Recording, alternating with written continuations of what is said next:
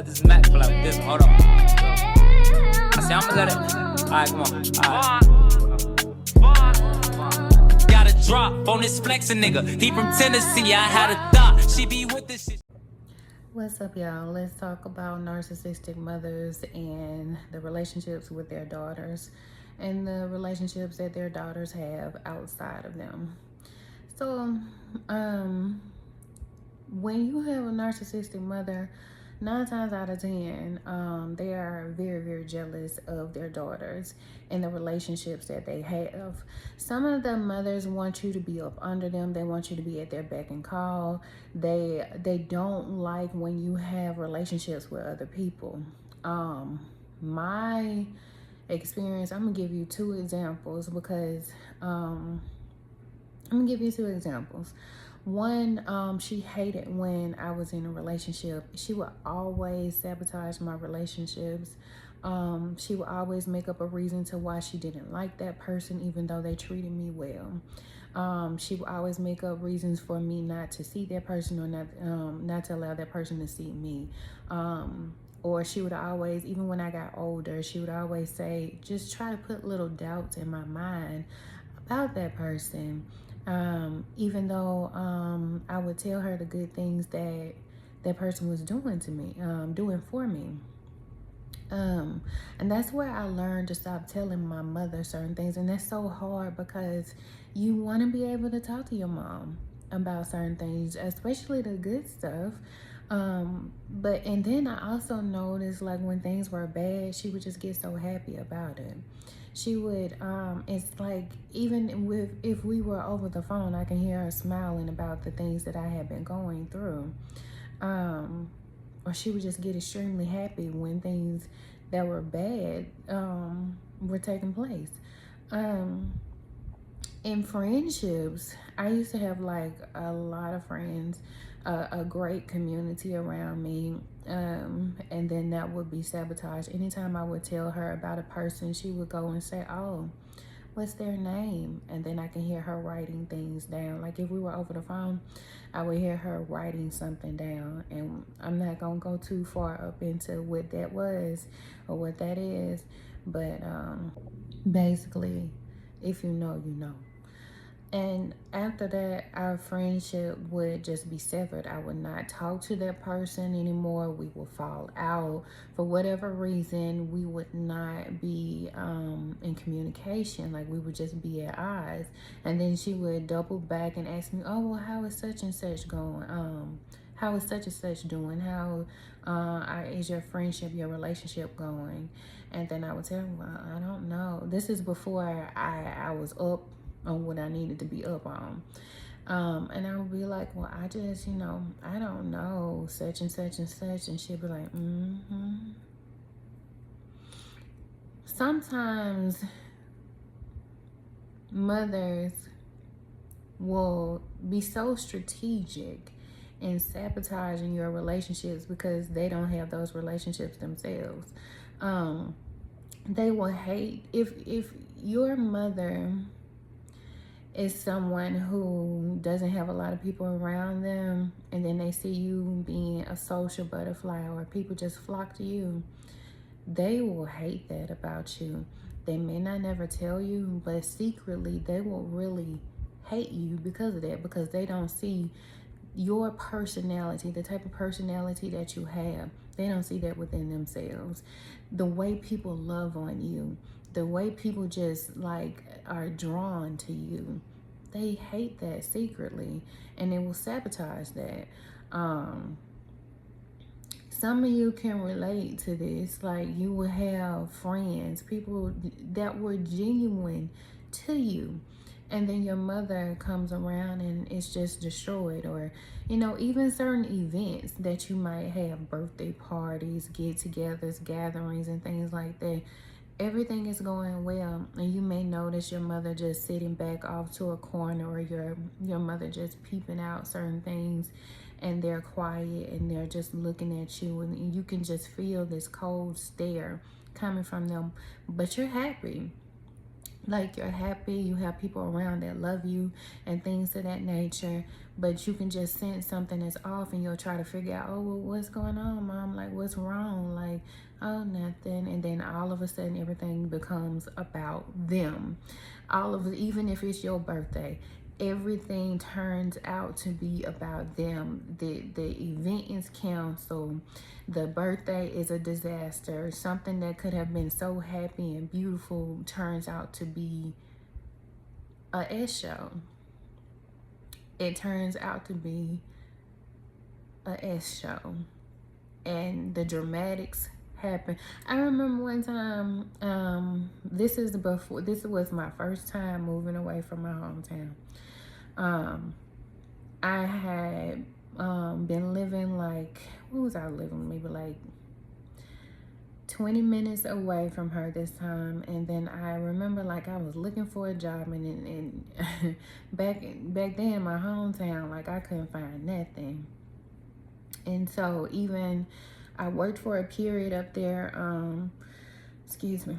by where my mother lived, and that just wasn't enough. Like I wanted more. I've always had it in me to want more, to want to do more. I've always been very, very ambitious, extremely ambitious, and I could tell like she just hated that.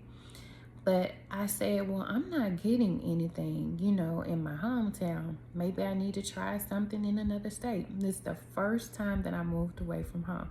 Well, yeah, because I did go off to college, but that was just like 45 minutes away. But this is the first time I moved out of state. And I told my mom, I was like, oh, I'm so happy. I just got this job offer. It was a good job too. I got this job offer, this, that, and the third. And she put on the dramatics. You would have thought it was an episode of Days of Our Lives. All my children, honey, she put on the dramatics, and it was just like, you supposed to be happy, for me. And some of y'all can say, well, maybe she just didn't want her daughter to leave.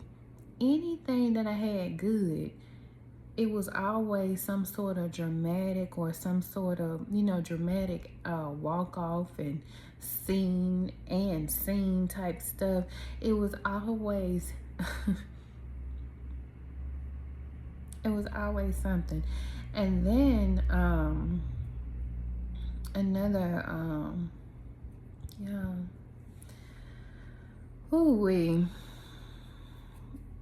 there was another time, I don't know if I should share this, but I came in contact, she brought me in contact with, I don't know, y'all, if I should share this. I'm gonna share this on another time.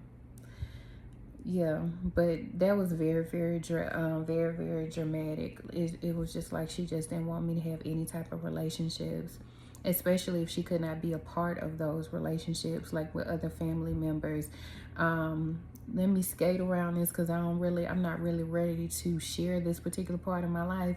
But there was me and a person who were building a relationship that, should have been like a long time ago, family wise. And we began to talk like every day, just catching up about everything, talking. And that person didn't want her, like just never really wanted her a part of his life. And she saw us talking, and I'm so excited because wow, like, and then here she goes, well, y'all just have a great life then. Like, just so dramatic. Why would you be jealous of that? Where is this even coming from? It's not my fault that he doesn't want you a part of his life. It's not my fault that, like, why would you be upset that I'm building a relationship with this person? I cannot for the life of me fathom Why the acrobatics? Why the dramatic scenes? Why anytime something good happens for me, it always has to end up revolving around her, or being sabotaged because it cannot be her, or being sabotaged because of jealousy and envy and hate. And then I started learning more about narcissists and narcissistic mothers, the mother-daughter wounds, things like that. And it was so relatable, y'all. It was so freaking relatable. And I'm like, oh, wow, so many other daughters are going through the things that I'm going through, or have experienced the things that I have experienced, have witnessed. So many other daughters are able to relate to what I'm relating to, like, I'm not alone. I'm not by myself. These things are actually happening, because, you know, narcissists love to gaslight you, and they'll try to tell you that, oh, you're just looking at it this way, and nobody's doing this to you. Oh, you're just too sensitive, and oh, whatever the case whatever the case may be, whatever it is that they want to tell you. And I hate that, and that's something that I do not stand for, because my feelings are valid. How the experience that's taking place is actually, I don't tolerate that. I don't tolerate that at all. I've experienced it growing up. I've experienced it in these relationships, experienced it with the situation here that I'm dealing with right now, with these crazy stalker folks and all these police officers and stuff like that. I'm not tolerating it. I won't. I just won't. It's been too much. Too much. And for you to tell me this is not happening in my life, no, I'm not going to stand for it at all. But this is some of the things that narcissists will do, and their enablers will do as well.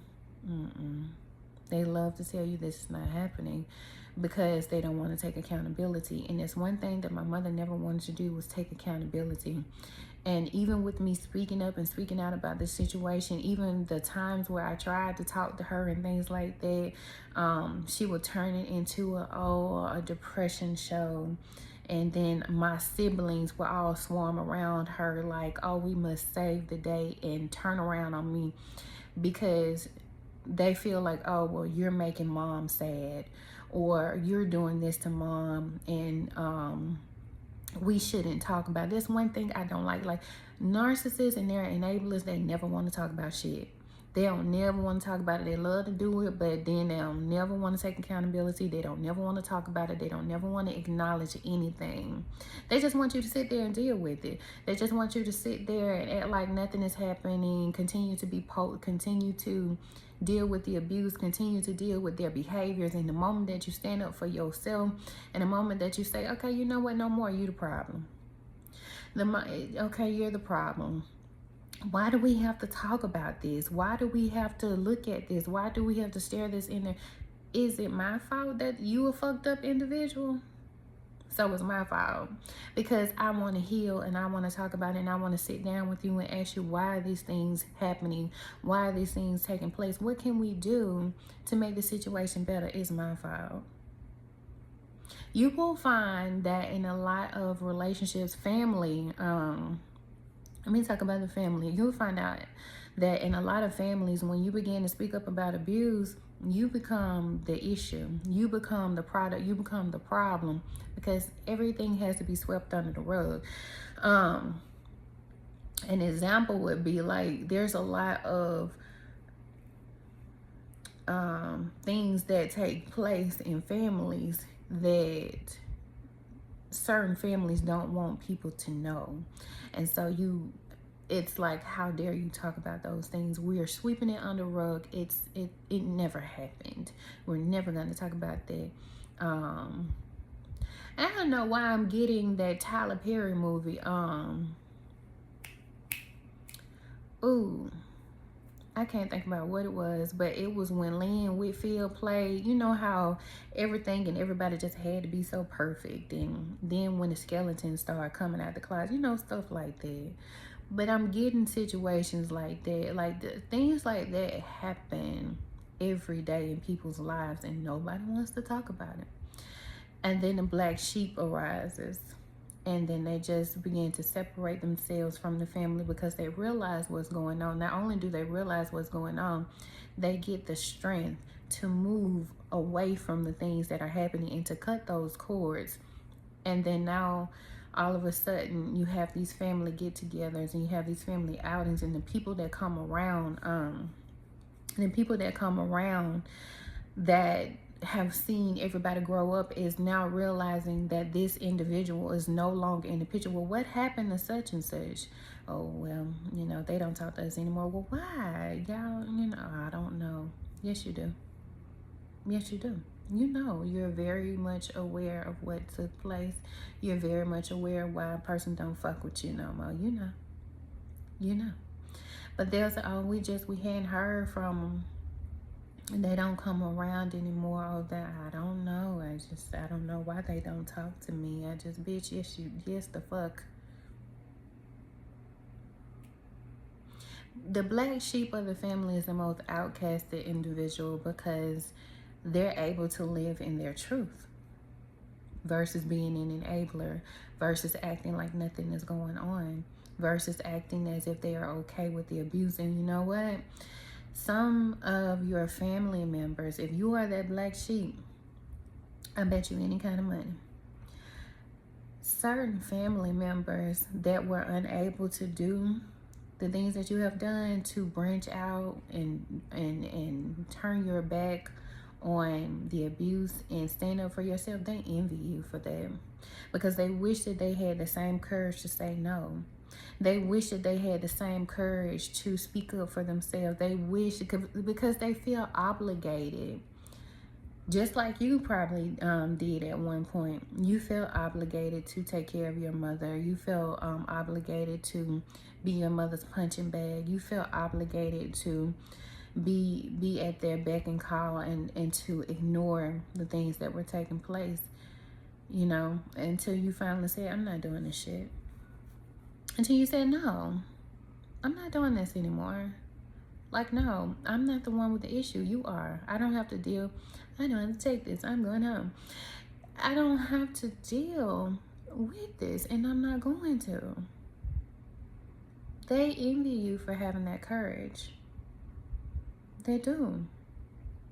Believe it or not, you inspire them to do what they know that they will never do.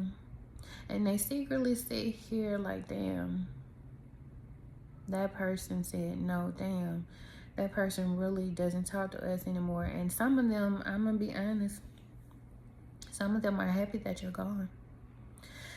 Because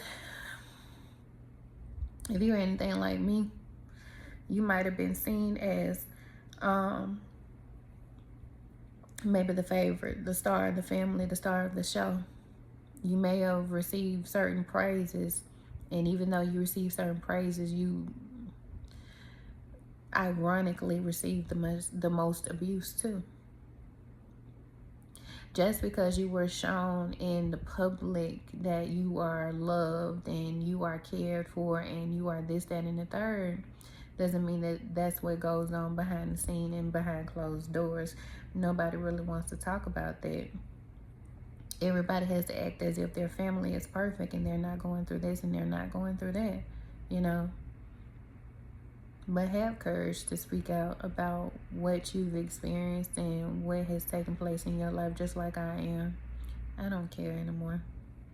I feel like it's healing in a sense too, you know. And I know that me sharing what I've gone through with my mother will inspire y'all to speak about what has gone on with yours. The mother wound is real.